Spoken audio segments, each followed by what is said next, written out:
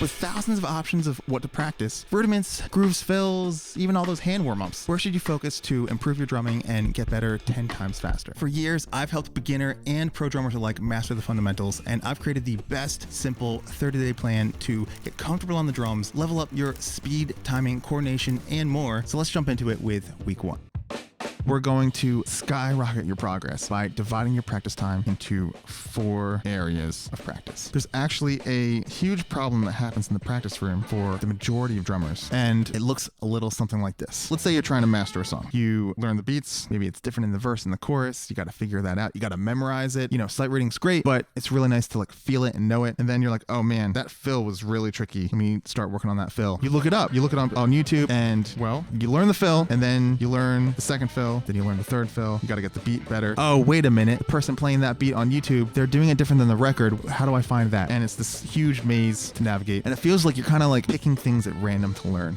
Yeah, we want to be able to play these songs. But the truth is, if you want to be able to play thousands of songs as good as your favorite drummers, you need to work on the fundamentals, and you need to work on these 4 areas. So maybe you've started doing some rudiments. You're having trouble with the doubles. Rudiments are great to practice. They're going to be incorporated into these 4 areas, but they're not an area themselves. I'm going to explain that in a minute. You might be working on some hand warm-ups because there's a bazillion of those on the internet. Hand warm-ups are okay, but there's a much better way to get into your practice routine that we're going to talk about and break completely down. Like I said, we're dividing our practice into 4 areas, and the funny thing is we're actually going to skip area 4 for a little bit and leave it alone. So we're really just doing 3 areas. Now, for a lot of drummers, area 1 is the warm-ups. Area 2 are your rudiments, and area 3 might be your songs, learning your songs, maybe your chops, maybe that's area 4. But it's a way that's going to get you to miss the bigger picture and miss all the details at the same time. So instead of doing your warm-ups, we're going to do things like right. We're going to do 4 rights, 4 lefts, all that kind of vibe. We're going to do, instead of rudiments, yes, we are going to do singles, we are going to do doubles, but we're not doing rudiments, and I'll explain that in a second. And the songs, we're going to do something totally different.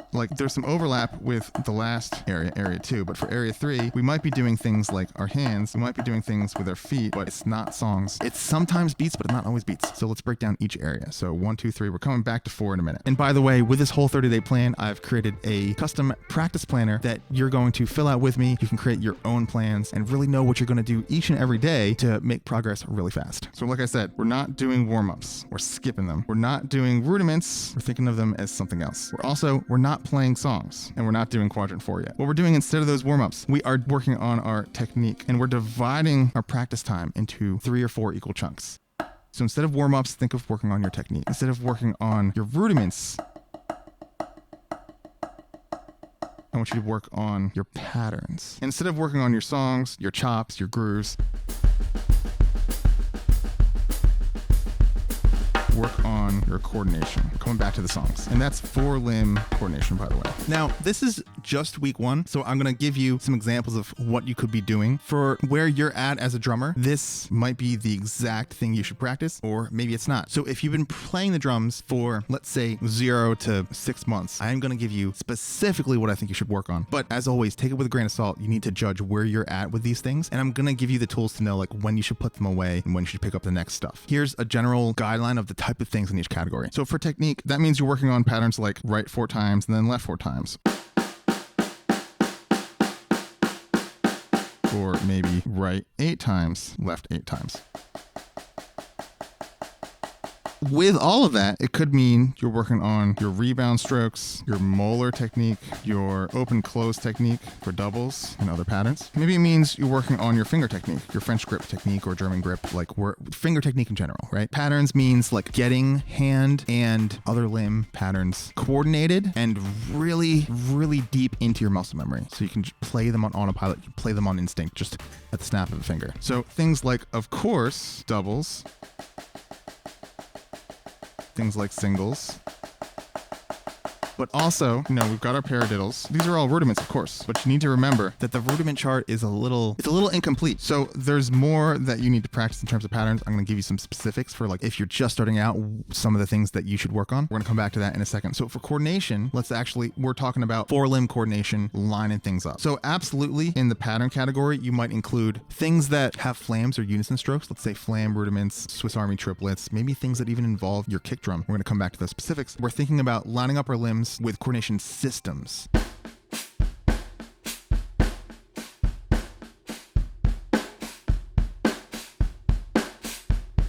that create freedom on the drums so you can play whatever you want with all your limbs going and it feels much easier. So things like this. Maybe you're playing all your right hands on the hi-hat, your left hand is on the third beat, and your kick drum is on beat 1. So that's just the money beat. Boom, dot, boom, dot.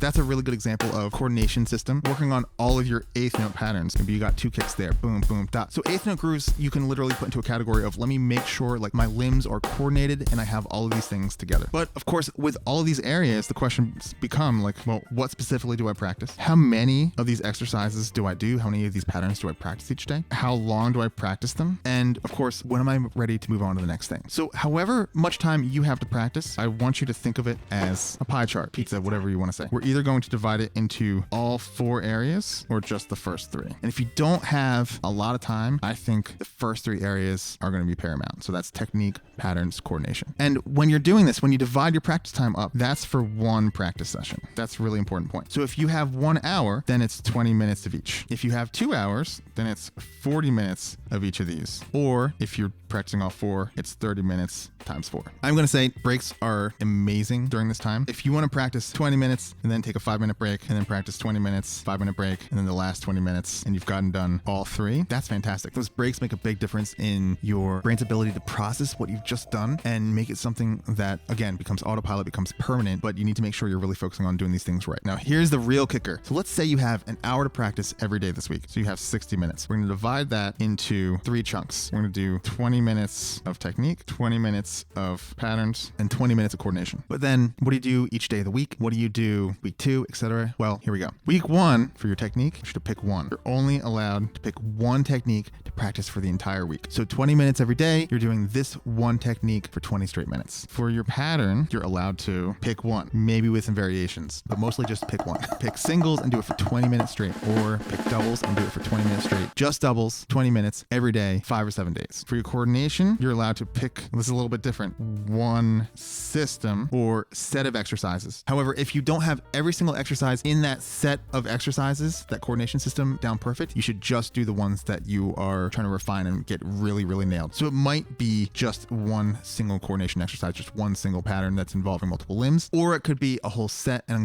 going to give you some examples. So far so good. You're practicing 3 or 4 categories, but only 1 thing for each category, and you're doing this 7 days. That means 7 straight days of singles, 7 straight days of rebound strokes, 7 straight days of eighth note grooves as your coordination system, etc. Maybe it's some Latin rhythms is your coordination. Maybe it's samba, bossa nova, jazz coordination, 4-way coordination. Maybe it's, syncopation or new breed. But this is only week 1. Here's the really beautiful thing. What I want you to do for week 2 is I want you to put away everything from week 1, and I want you to pick 3 or 4 new things, 1 for each category. And so we're going to break this down week by week, 30 days or 4 weeks. It's not 30 days, but you get the point. You know what I want you to do days 29 and 30? I want you to take a break so your brain can process what you're practicing. But let's go ahead and plan your whole month. If you're new to the drums, or even if you've been playing for a year or 2, I want you to go back to the basics and really focus on this stuff. If you're working on your technique, go grab my Technique Fundamentals course that's totally free. I'll put that link down below as well. And you can use that to really hone all these different techniques and make sure you're doing them right. Because if you're doing them wrong, this is not going to help you. The practice will actually hurt you. So if you've been playing the drums for, let's say, 0 to 6 months. Right now, we're just talking about the 3. 1, 2, and 3. We've got week 1, week 2, week 3, week 4. For your technique, I want you practicing rebounds week 1. For your patterns, I want you practicing singles. Right, left, right, left. For your coordination system, I want you doing eighth note beats. Super simple. That means hi-hat on eighth notes, snare drum on 2 and 4, and then the kick drum moving around to all the different eighth note combinations. So let's talk about week 2. What are we going to do week 2? Well, for technique, I want you practicing control strokes. For your pattern, what pattern do I want you to do? I want you to do paradiddles. And for coordination, I want you to work on your swing pattern. That could just be this. Or you can add your other limbs if you're ready for that.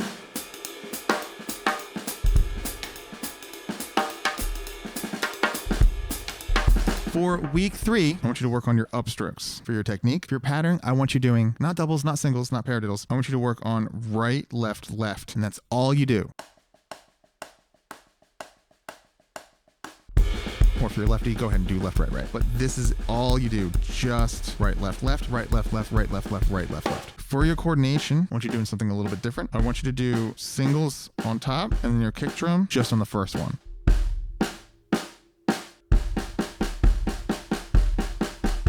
Don't worry, I know I haven't given you area 4 yet, but it's coming in a little bit. But here's the thing about week 4. Week 4, I want you to do rebound strokes for your technique. I want you to do singles for your pattern, and I want you to do your 8th note beats again for your coordination. And what's that? That's week 1. And that's the important thing, is that you're making sure that you don't get too far away from the things that you should be focused on a ton when you're starting out, really mastering the fundamentals. So you're going to do 3 weeks that are 3 different things, and then on week 4, you're coming back to the first thing. When you really have this stuff down, you can introduce some new elements, but I really want you thinking about week 1, 2, and 3. You're doing one thing in each category the entire week, and then week 4 is the same as week 1. You're going to find, and this is the magical thing, you're going to find that when you come back around to week 1 stuff on week 4, that you're better than when you stopped doing it. You're better than when you stopped week 1 patterns and went to week 2. You're literally going to feel better at all those things. And that's because our brains, whenever we stop practicing, our brains process while we rest. So literally on week 4, you're starting those week 1 patterns again, and you're going to be better than when you stopped the end of week 1 working on those things. So what's